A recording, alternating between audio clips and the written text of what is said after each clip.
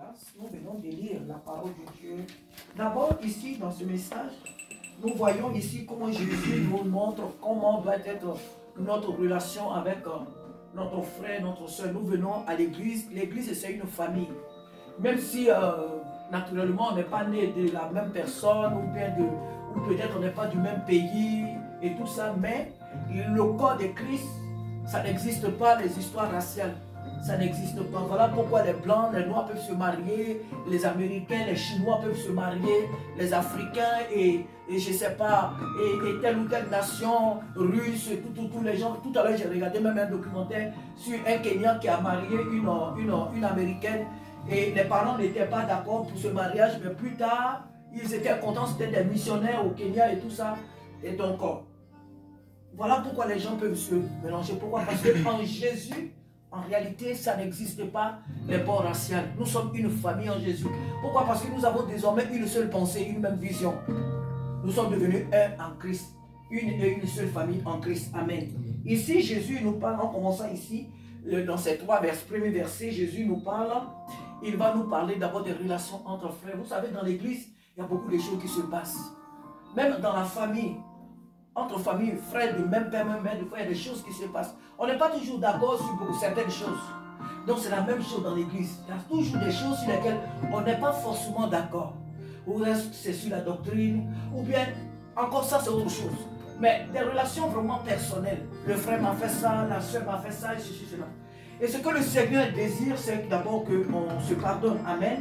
Et qu'on se pardonne. Et pour cela, il faut que si jamais il y a des choses qui se sont passées, il faut aller vers ton frère et qu'ensemble vous discutiez, que tu lui présentes tel.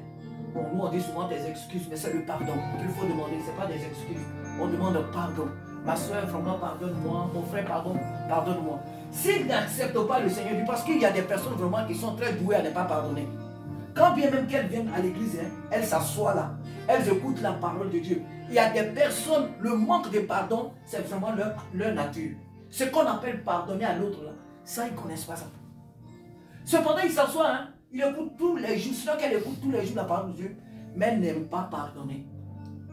Quand c'est pour rappeler les vieilles histoires des années Mathusalem, là, alors là, ces personnes-là sont très douées. Donc, Jésus dit, si tu as fait quelque chose à ton frère, qu'il a gardé des rancœurs contre toi, vice-versa, va vers lui et demande-lui pardon. S'il accepte ton pardon, tu auras gagné ton frère. Le pardon et ça. S'il n'accepte pas ton pardon, peu importe ce que tu as fait, mais à partir du moment où tu es allé vers lui pour lui demander pardon, tu ne fais pas aussi exprès pour dire je vais faire ça. De toute façon, le Seigneur a dit de demander pardon, donc je vais aller vers, je vais faire ça et puis il va me pardonner. Non. Mais ce que tu as fait de façon accidentelle, et le frère ou la soeur a été, tu sais vraiment que la personne, tu l'as offensé, va vers lui ou vers elle et demande pardon. Humilie-toi et demande pardon. S'il t'accepte, ou si le frère, la soeur, bon, quand on parle souvent du frère, c'est aussi la soeur. Donc si le frère accepte ton pardon, la Bible dit que tu l'auras gagné. Mais dans le cas où il n'accepte pas ton pardon, le Seigneur Jésus lui-même dit, prends une ou deux personnes pour que l'affaire puisse se régler sous le témoignage en présence de 3 personnes. Si tu vas encore avec les 2 personnes pour dire vraiment frère, je te demande pardon, j'envoie telle personne, pour te demander pardon. S'il refuse ton pardon, et puisque vous faites partie de la même église, en ce moment-là, expose le problème devant l'église. S'il refuse ou si quelqu'un refuse d'écouter l'église, prends-le désormais comme un païen, un publicain, quelqu'un qui ne connaît pas Dieu. Prends-le comme ça. Ne le considère même plus comme un frère. Parce que dans la réalité, dans l'église, il doit avoir le pardon. Mais si ce dernier ou cette dernière, pour elle, le pardon n'existe pas, considère désormais ce dernier ou cette dernière comme un religieux, un païen. Ensuite, Jésus descend au verset 18. Il dit, je vous le dis en vérité, tout ce que vous lirez sur la terre, voici le pouvoir que le Seigneur Jésus a donné à son église. Il y a des gens, ils viennent dans l'église, il faut que le pasteur prie pour moi, il faut que les dirigeants prient pour moi. C'est pas mauvais, c'est pas mauvais que les leaders prient pour les membres de l'église quand il y a des situations, que ce soit en cas de maladie, dans n'importe quelle situation, c'est pas mauvais. Mais tous ici, dans la maison de Dieu, Jésus-Christ a donné le pouvoir à toute son église. Il dit tout ce que vous lirez. Il n'a pas dit tout ce que vos leaders liront. Non, il dit tout ce que vous lirez. Donc ici, Jésus parle de son Église. Tout ce que vous lirez sur la terre sera lié dans le ciel. Mais qu'est-ce qu'on peut lier? La Bible Jésus ne nous dit pas de lier des êtres humains. Jésus ne nous dit pas de lier nos ennemis, que les gens que nous pouvons appeler nos ennemis, c'est-à-dire des êtres humains ennemis. Non. Nous lions les esprits impurs. Nous lions toute situation qui va contre notre destinée. Nous lions les démons. Nous lions les puissances des ténèbres. Et le Seigneur veut, et le Seigneur nous dit que tout ce que nous lions sur la terre ici, là, au ciel, c'est lié. Le décret a été déjà signé dans le ciel. Lorsque nous ouvrons notre bouche pour chasser les démons, pour lier les esprits, nous ne devons pas prendre ces paroles-là comme des paroles en l'air. Oh oui, Jésus a dit, donc on le dit comme ça. Esprit en plus, je te lie, je te chasse, je t'envoie dans les lieux arides. Esprit en plus, je te chasse, je te lie dans les lieux. Ce n'est pas des paroles en l'air. C'est le mandat que Jésus-Christ a donné à son Église. C'est le pouvoir que Christ nous a donné. Et nous devons exercer ce pouvoir-là, cette autorité, nous devons l'exercer. Pas sur nos frères, pas sur nos sœurs, pas sur les êtres humains en général, mais sur les esprits impurs. Il est descend verset 19, il dit, je vous dis encore que si deux d'entre vous s'accordent sur la terre pour demander une chose quelconque, oh Église, quelle ignorance dans laquelle nous nous trouvons. Jésus ici nous dit que tout ce que nous demanderons, il dit n'importe quelle chose que nous demandons. Si deux s'accordent et demandent quelque chose, n'importe laquelle, à Dieu, Jésus dit que, il dit quoi? Quelconque, il dit, elle leur sera accordée par mon Père qui est dans les cieux. Mais nous devons savoir, comme l'homme de Dieu l'a dit tout récemment ici à la télévision que j'ai écouté, on demande des fois des choses que nous ne connaissons même pas d'utilité. Eh bien oui, la Bible dit, vous demandez mal. Parce que vous demandez dans le but de satisfaire vos besoins égoïstes. Et le Seigneur dit, n'importe quelle chose que nous demandons. Alors faisons aussi attention, quand le Seigneur le dit, toi tu n'as pas le permis d'un avion, tu ne vas pas demander un avion à Dieu. Le Seigneur, comme il a dit, n'importe quelle chose, alors je demande un train.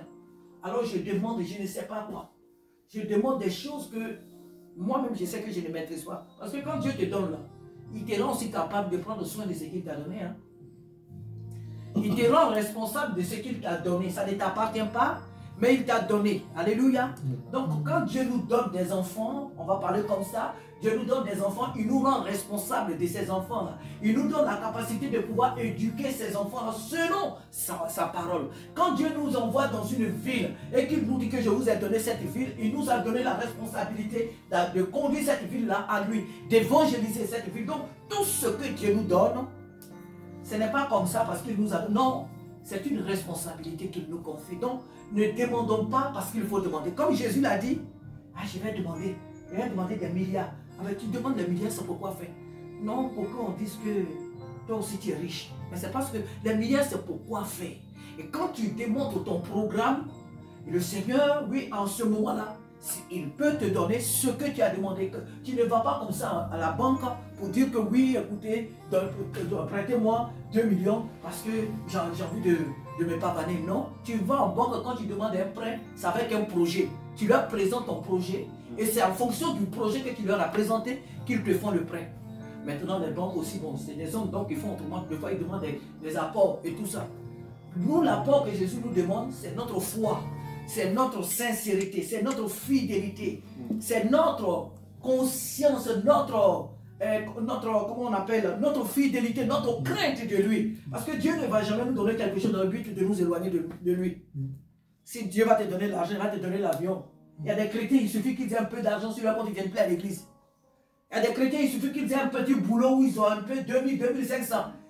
Quand il n'avait pas, il venait à l'église tous les jours. Mais le jour qu'il a vu que son salaire, il a commencé à avoir maison, sa situation a été régularisée. Et toute sa vie, il ne vient plus à l'église. Parce que pour lui, il est arrivé. Un peu d'opulence éloigne certaines personnes. Donc quand Dieu qui sait toutes choses, il sait que s'il te donne ça, c'est que tu demandes. Quand il va te donner, tu vas t'éloigner de lui. Comme lui, il t'aime et il te veut toi. Il n'a pas envie de te perdre. Il ne va pas te donner. Il va te donner tout juste ce qu'il te faut pour vivre. Alléluia. Et ensuite, pour finir, le dernier verset, il dit, car là où 2, 3 sont assemblés à mon nom, je suis au milieu d'eux, comme ce soir. Ce soir, nous sommes plus de, nous sommes 6. Alors, nous sommes au-delà même de ce que, là où ça veut dire une personne, il ne faut pas attendre que vous soyez d'abord plusieurs, même étant chez toi, sous ta douche, dans ta chambre, où que tu te trouves, au travail, où que tu te trouves. Jésus-Christ est là, surtout quand tu es là en son nom. Nous sommes ici ce soir au nom du Seigneur. Est-ce qu'il est assis là? Est-ce qu'il est là-bas derrière la télévision? Est-ce qu'il est assis derrière nos frères, derrière moi ici? Ou est-ce qu'il est suspendu là? Il est arrêté là? Jésus, une chose est certaine, c'est qu'il est là. Il est ici ce soir. Il est ici. Il est partout où son nom est invoqué. Partout où ses enfants se trouvent ce soir, il y est.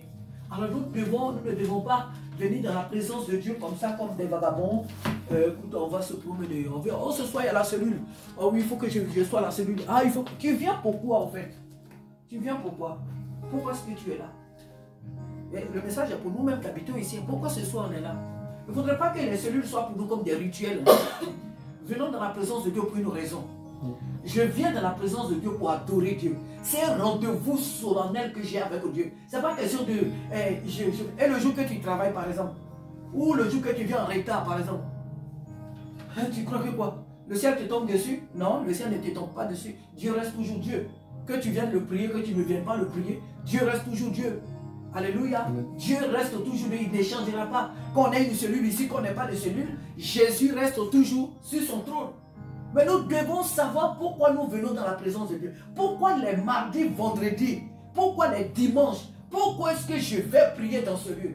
Mais qui est-ce que je vais prier? Mais qui est-ce que je vais adorer? Mais pourquoi? Qu'est-ce que j'attends de Jésus?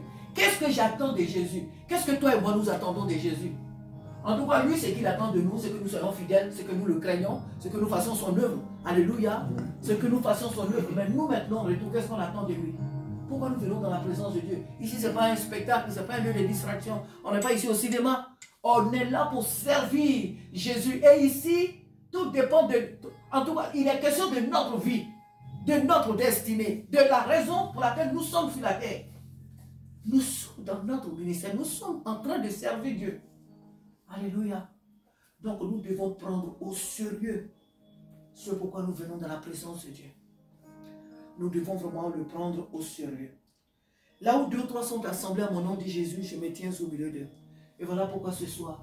Puisque lui-même, il nous a dit que si deux s'accordent et qu'il lui demande quelque chose, n'importe laquelle, le Seigneur dit qu'il va le faire.